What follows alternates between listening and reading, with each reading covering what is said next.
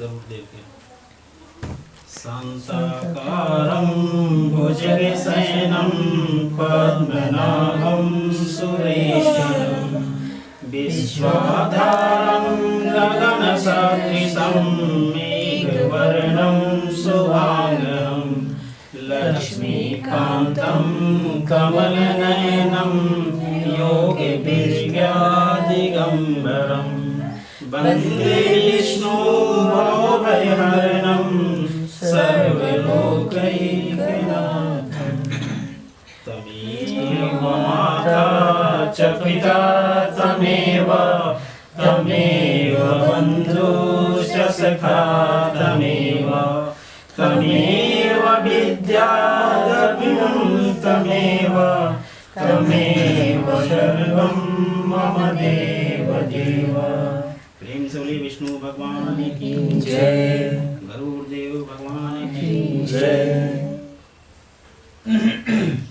12वां अध्याय एकादशाह कृत्य निरूपण मृत्यु शय्यादान गोदान घटदान अष्ट महादान वृषोत्सर्ग मध्यम षोडशी उत्तम षोडशी एवं नारायण बलि। इतना चीज के बारे में आज हमने की जानकारी करी।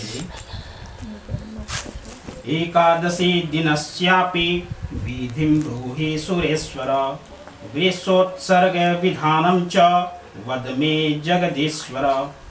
गरुड़ जी ने कहा, हे सुरेश्वर, 11वें दिन के कृत्य विधान को भी बताइए, और हे जगदीश्वर वृषोत्सर्ग की विधि भी बताइए। एकादहेनि गंतव्यं पातरे व जलाशये अधर्वदेहि क्रिया सर्वा करणीयां प्रत्यन्नतः निमन्त्रेद ब्रह्मांश्च वेदशास्त्रपरायण प्रार्थयेनः प्रेतमुक्तिं च नमस्तस्कृतं कृतांजलिः। श्री भगवान ने कहा, 11वें दिन प्रातः काल ही जलाशय पर जाकर प्रयत्न पूर्वक सभी अधर्वदेही क्रिया करनी चाहिए। वेद और शास्त्रों का अभ्यास करने वाले ब्राह्मणों को निमंत्रण करें और हाथ जोड़कर नमस्कार करके उनसे प्रेत की मुक्ति के लिए प्रार्थना करें। आचार्य भी स्नान संध्या आदि करके पवित्र हो जाएं और 11वें दिन के लिए उचित कृत्यों का विधिवत विधान आरंभ करें। 10 दिन तक मृतक के नाम गोत्र का उच्चारण मंत्रोच्चारण के बिना करना चाहिए। 11वें दिन प्रेत का पिंडदान समंत्रक मंत्रों सहित, समंत्रक के मतलब है मंत्र के साथ में करना चाहिए। ये गरुड़ सुवर्ण से विष्णु की, रजत चांदी से ब्रह्मा की, रजत मतलब चांदी, चांदी से ब्रह्मा की, ताम्र से रुद्र की, ताम्र मतलब तांबा, लौह से यम की प्रतिमा बनवानी चाहिए। पश्चिम भाग में गंगा जल से परिपूर्ण विष्णु कलश स्थापित करके उसके ऊपर पीत वस्त्र से वेष्टित विष्णु की प्रतिमा स्थापित करें। पीत वस्त्र से वेष्टित विष्णु की प्रतिमा ऊपर की कौजल कांचन पुरुष। उत्तर की दिशा में मधु और धृत्य से परिपूर्ण रुद्र कुंभ की स्थापना करके रक्त वस्त्र वेष्टित श्री रुद्र की प्रतिमा को उस पर स्थापित करें। दक्षिण दिशा में इंद्रोदक यानी वर्षा के जल से परिपूर्ण यम घट की स्थापित करें और काले वस्त्र से वेष्टित करके उस पर यम की प्रतिमा स्थापित करें। उनके मध्य में एक मंडल बनाकर उस पर पुत्र कुश से निर्मित कुशमयी प्रेत की प्रतिमा स्थापित करें और दक्षिणाभिमुख दक्षिण दिशा की तरफ घूमकर एवं अपशव्य होकर तर्पण करे। विष्णु ब्रह्मा शिव और धर्मराज यानी यम का वेद मंत्रों से तर्पण करें। तब होम करने के अनंतर श्राद्ध और 10 घट आदि का दान करें। तदंतर पितरों को तारने के लिए गोदान करें। गोदान के समय हे माधव, यह गौ मेरे द्वारा आपकी प्रसन्नता के लिए दी जा रही है, इस गोदान से आप प्रसन्न होवें, ऐसा कहें। प्रेत के द्वारा उपभुक्त आभूषण, वस्त्र, वाहन तथा धृत्य पूर्ण काश्य पात्र, धृत्य पूर्ण मतलब घी से भरा हुआ काश्य का बर्तन, शक्त धान्य और प्रेत को प्रिय लगने वाली वस्तुएं एवं तिल्लादि 8 महादान जो अंत काल में न किए जा सके हों, शैया के समीप रखकर शैया के साथ इन सब का भी दान करें। ब्राह्मण के चरणों को धोकर वस्त्र आदि से उनकी पूजा करें और मोदक, देखिए, ब्राह्मण के चरणों को धोकर वस्त्र आदि से उनकी पूजा करें। एकरे के कहल जाला वरण, ब्राह्मण के वरण कइल जाला। तो अब इतना तो ना हो सकेला, लेकिन फिर भी एगो संकल्प कर दिल जाला, दक्षिणा हाथ में कुछ पैसा रख करके अब वरण कर दी, या कोई वस्त्र दी, कपड़ा दी, ऊपर पैसा अक्षत वगैरह डाल करके, फूल डाल करके संकल्प करके ब्राह्मण के दी।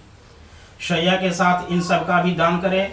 ब्राह्मण के चरणों को धोकर वस्त्र आदि से उनकी पूजा करें और मोदक, पुआ, दूध आदि पकवान उन्हें प्रदान करें। तब पुत्र शैया के ऊपर प्रेत की सुवर्णमयी प्रतिमा कांचन पुरुष को, देखिए कांचन पुरुष है, स्थापित करें और उसकी पूजा करके यथाविधि मृत शैया का दान करें। शैया दान के समय इस मंत्र को पढ़ें। हे विप्र, प्रेत की प्रतिमा से युक्त और सभी प्रकार के उपकरणों से समन्वित यह प्रेत शैया यानी मृत शैया मैंने आपको निवेदित की है। इस प्रकार पढ़कर कुटुंबी ब्राह्मण आचार्य को वह शैया प्रदान करनी चाहिए। इसके बाद प्रदक्षिणा और प्रणाम करके विसर्जन करना चाहिए। इस प्रकार शैया दान, नवक आदि श्राद्ध और विश्वोत्सर्ग का विधान करने से प्रेत परम गति को प्राप्त होता है। 11वें दिन विधि पूर्वक हीन अंग वाले रोगी अत्यंत छोटे बछड़े को छोड़कर सभी शुभ लक्षणों से युक्त वृष का विधि पूर्वक उत्सर्ग यानी वृषोत्सर्ग करना चाहिए। ब्राह्मण के उद्देश्य से लाल आंख वाले, पिंगल वर्ण वाले, लाल सिंग, लाल गला और लाल खुर वाले, सफेद पेट तथा काली पीठ वाले वृषभ का उत्सर्जन करना चाहिए। क्षत्रिय के लिए चिकना और रक्त वर्ण वाला, वैश्य के लिए पीत वर्ण वाला, पीत वर्ण मतलब पीला, और शूद्र के लिए कृष्ण यानी कि काला वर्ण का वृषभ वृषोत्सर्ग के लिए प्रशस्त माना जाता है। जिस वृषभ का सर्वांग पिंगल वर्ण का हो तथा पूंछ और पेट सफेद हो, वह पिंगल वर्ण का वृषभ पीतरों की प्रसन्नता बढ़ाने वाला होता है, ऐसा कहा गया है। जिस वृषभ के पैर, मुख और पूंछ श्वेत हो तथा शेष शरीर लाख के समान वर्ण का हो, वह नील वृष कहा जाता है। जो वृषभ रक्त वर्ण का हो तथा जिसका मुख और पूंछ पांडुर वर्ण का हो तथा खुर और सिंग पिंगल वर्ण का हो, उसे रक्त नील वृष कहते हैं। जिस सांड के समस्त अंग एक रंग के हों और पूंछ और खूड़ पिंगल वर्ण का हो, उसे नील पिंग कहा जाता है। वह पूर्वजों का उद्धार करने वाला होता है, जो कबूतर के समान रंग वाला हो, जिसके ललाट पर तिलक सी आकृति हो।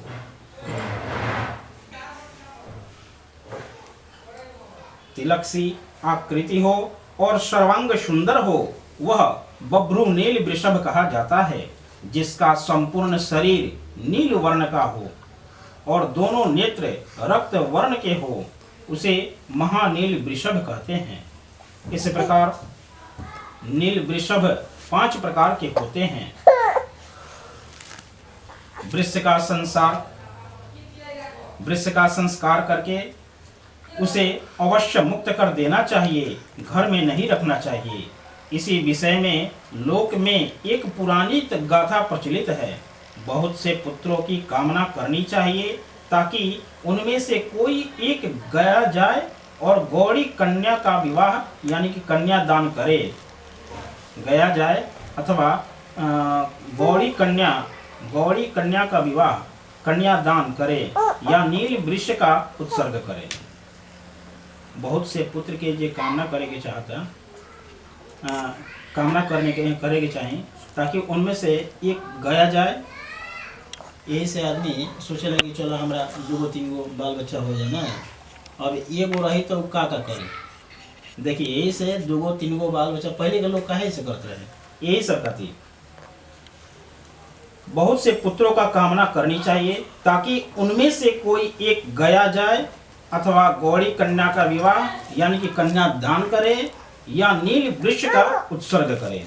जो पुत्र विश्वोत्सर्ग करता है वह गया में श्राद्ध करता है, वही पुत्र है। अन्य पुत्र विष्टा के समान है। अष्टवर्षा भविद्यौरी यानी कि 8 वर्षा की कन्या गौड़ी कहलाती है, जिसके जो कोई पूर्वज रौरव आदि नरकों में यातना पा रहे हों। 21 पीढ़ी के पुरुषों के सहित विश्वोत्सर्ग करने वाला पुत्र उनको तार देता है। जब हमने के वार्षिक श्राद्ध आदमी करेला, वार्षिक श्राद्ध में ओमे का होला, संकल्प जब कइल जाला न तो में पूर्वज लोग के सब कोई के नाम रखल जाला। बारी बारी से जे भी मतलब गुजर गइल बा, जे भी मृत शरीर बा, उस सब कोई के बारी बारी से हमने के संकल्प कइल जाला। सबसे पहले होला पिता के घर से जे भी बा ओकरा से जे भी पीछे में पूर्वज जुड़ल बा ओकर, और ओकरा बाद कइल जाला माता से जुड़ल जे भी बा यानी कि नानी के घर के, उस सब किसी के घर के नाम ले करके और मंत्रोच्चारण और संकल्प के साथ में वो लोग के पिंड दान कइल जाला।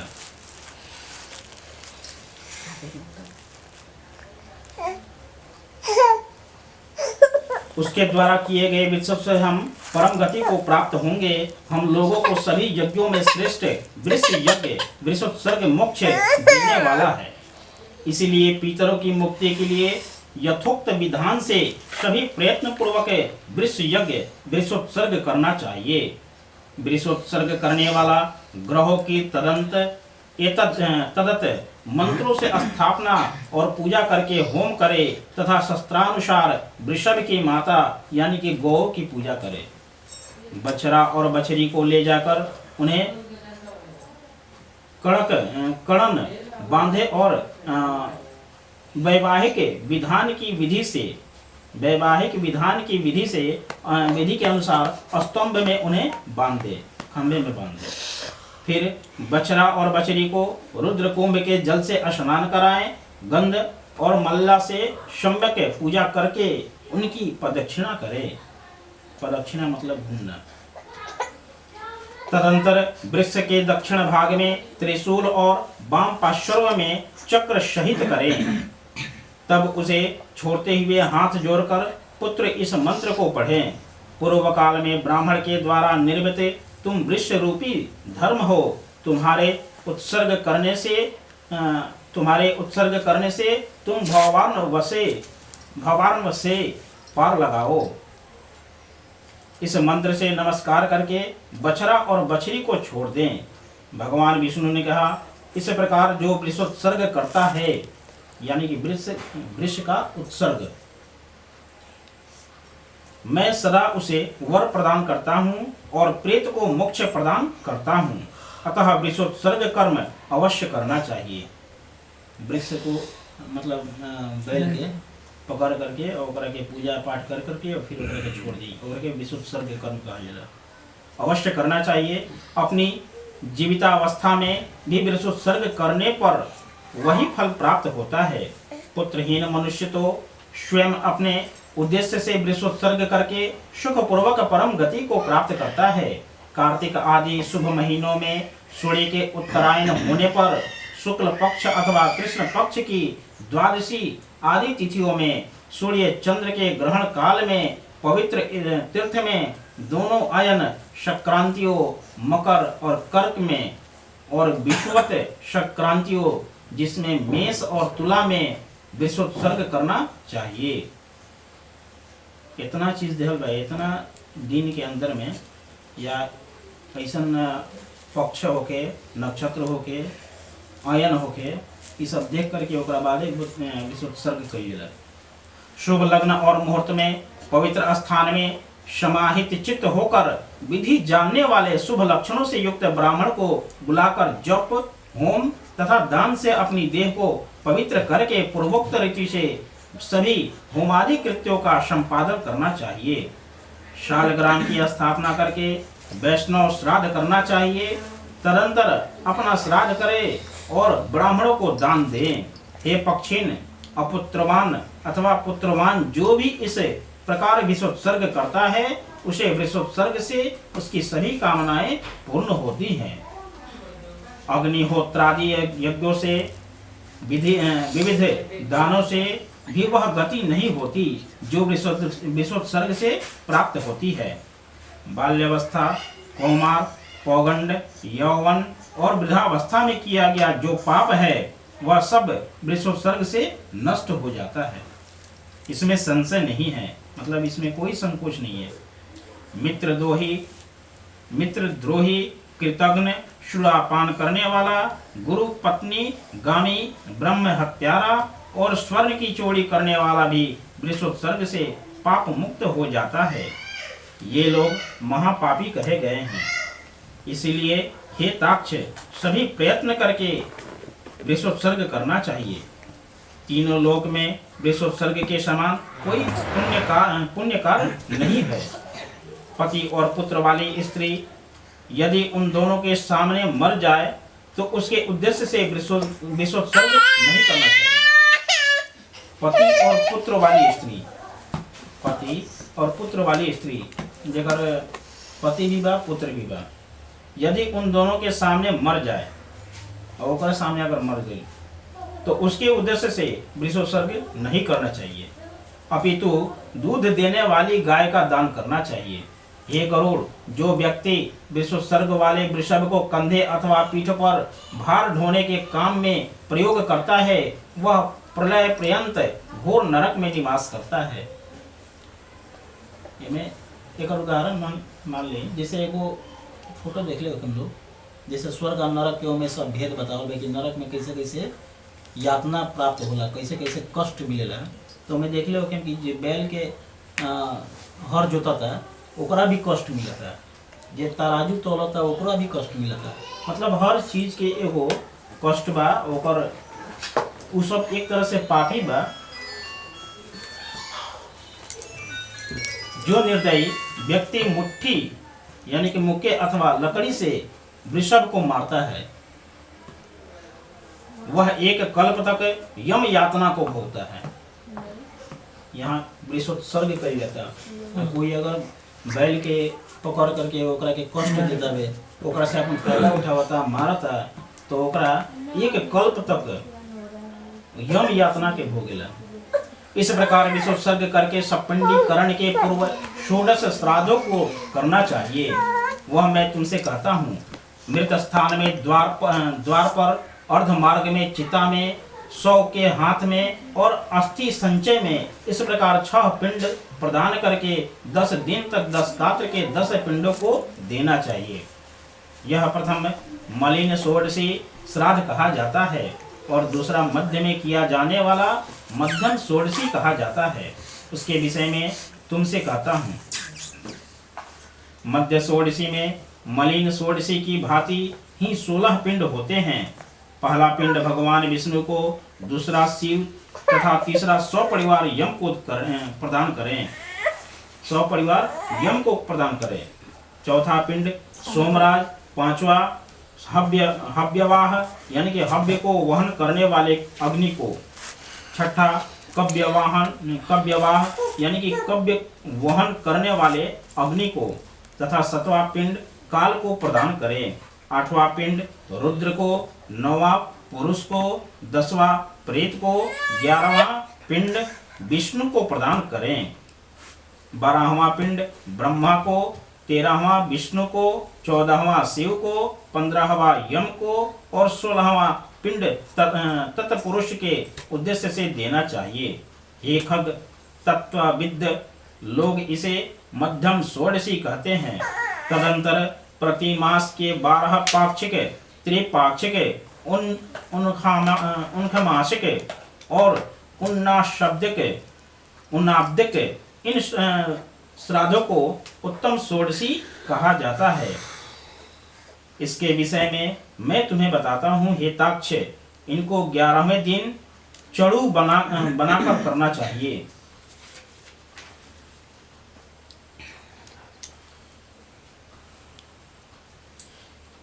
ये 48 श्राद्ध प्रेतत्व को नष्ट करने वाले हैं। जिस मृतक के उद्देश्य से यह 48 श्राद्ध किए जाते हैं वह पितरों को पंक्ति के योग्य हो जाता है। इसलिए पितरों की पंक्ति में प्रवेश दिलाने के लिए षोडशत्रयी, मलिन, मध्यम तथा उत्तम षोडशी करनी चाहिए। इन श्राद्धों से विहीन मृतक का प्रेतत्व सुस्थिर हो जाता है और जब तक षोडशत्रय संगक श्राद्ध नहीं किए जाते तब तक वह प्रेत अपने द्वारा अथवा दूसरों के द्वारा दी गई कोई वस्तु प्राप्त नहीं करता।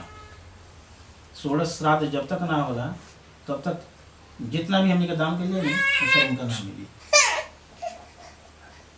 वो प्रेतात्मा के कोई भी वस्तु ना मिले। इसलिए पुत्र को विधान पूर्वक षोडशत्रयी का अनुष्ठान करना चाहिए। पत्नी यदि अपने पति के उद्देश्य से इन श्राद्धों को करती है तो उसे अनंत श्रेय की प्राप्ति होती है। जो स्त्री अपने मृत पति की अधर्म देहिक क्रिया, क्षयाह श्राद्ध यानी वार्षिक श्राद्ध तथा पाक्षिक श्राद्ध यानी कि महालय श्राद्ध करती है, वह पाक्षिक श्राद्ध के मतलब पक्ष होगा, महालय जो हमने के दशहरा के पहले कल जाला 15 दिन के होला ना हाँ ओकरे पितृपक्ष बोला जाला करती हैं, वह मेरे द्वारा सती कही गई है। मलिन षोडशी के 16, मध्यम षोडशी के 16 तथा उत्तम षोडशी के 16 इन्हें मिलाकर 48 श्राद्ध कहे गए हैं। जो स्त्री पत्नी के उपकारार्थ पूर्वोक्त श्राद्धों का अनुष्ठान करने के लिए जीवन धारण करती हैं और मरे हुए अपने पति की श्रद्धा रूप से सेवा करती है, वह पतिव्रता है और उसका जीवन सफल है। यदि कोई प्रमाद से आग से जलकर अथवा जल में डूबकर मरता है, उसके सभी संस्कार यथाविधि करने चाहिए। यदि प्रमाद से, स्वेच्छा से अथवा सर्प के द्वारा मृत्यु हो जाए तो उस दोनों पक्षों की यानी कि शुक्ल पक्ष और कृष्ण पक्ष की पंचमी तिथि को नाग की पूजा करनी चाहिए। पृथ्वी पर पीठी से फण की आकृति वाले नाग की रचना करके श्वेत पुष्पों तथा सुगंधित चंदन से उसकी पूजा करनी चाहिए। धूप और दीप देना चाहिए तथा तंडुल और तिल चढ़ाना चाहिए। कच्चे आटे का नैवेद्य तथा दूध अर्पित करना चाहिए। शक्ति के अनुसार सुवर्ण का नाग यानी कि सोने का नाग और गौ ब्राह्मण को दान करना चाहिए। तदंतर हाथ जोड़ करके नागराज प्रसन्न हो इस प्रकार कहना चाहिए।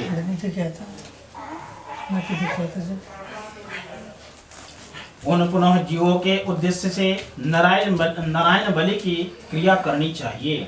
ऐसा करने से मृत व्यक्ति सभी पातकों से यानी कि सभी पापों से मुक्त हो स्वर्ग को प्राप्त होता है। इस प्रकार संपूर्ण क्रिया करके वह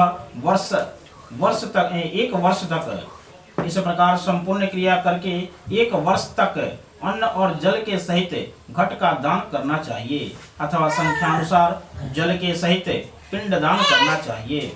इस प्रकार 11वें दिन श्राद्ध करके सपिंडीकरण करना चाहिए और सूतक बीत जाने पर शय्या दान और पददान करना चाहिए। इस प्रकार गरुड़ पुराण के अंतर्गत शरद्वार में 11 विधि निरूपण नामक 12वां अध्याय पूरा हुआ। प्रेम से बोलिए विष्णु भगवान की जय।